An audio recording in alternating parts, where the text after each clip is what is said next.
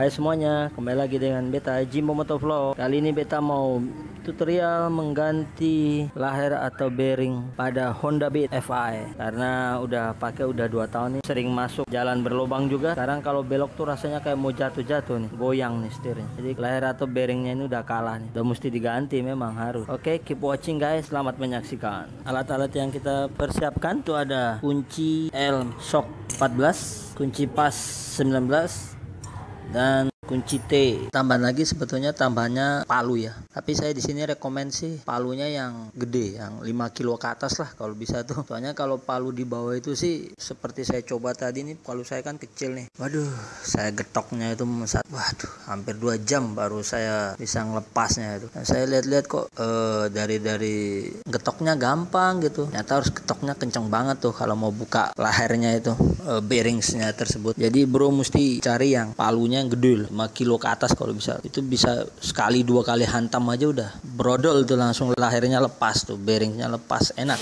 tinggal pasang lagi cepet. Jadi ya maklum lah, ini saya pertama kali juga baru ganti lahir atau bearing sini.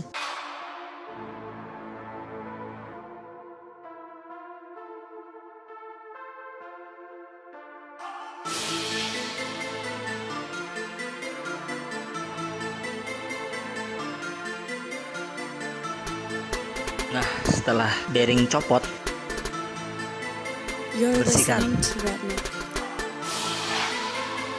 Terus ya kita mulai buka bearing yang baru nih.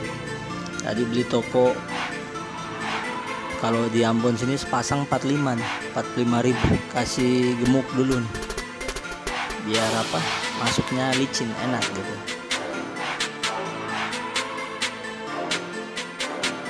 Oke, posisikan yang pas, terus kita getok.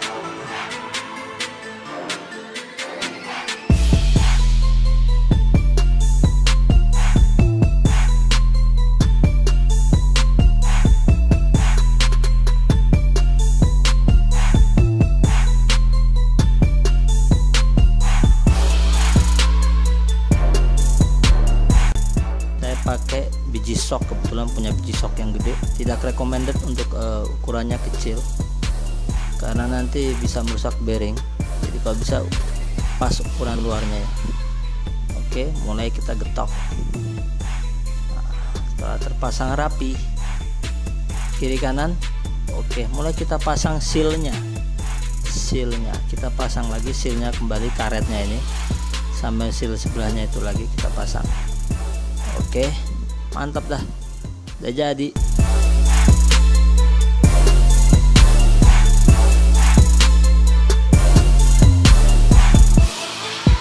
Oke, saatnya pasang lagi baut asnya, besi asnya dulu, terus baut-bautnya kita kencangkan. Oke, selanjutnya kita coba apakah motor masih mabok atau enggak.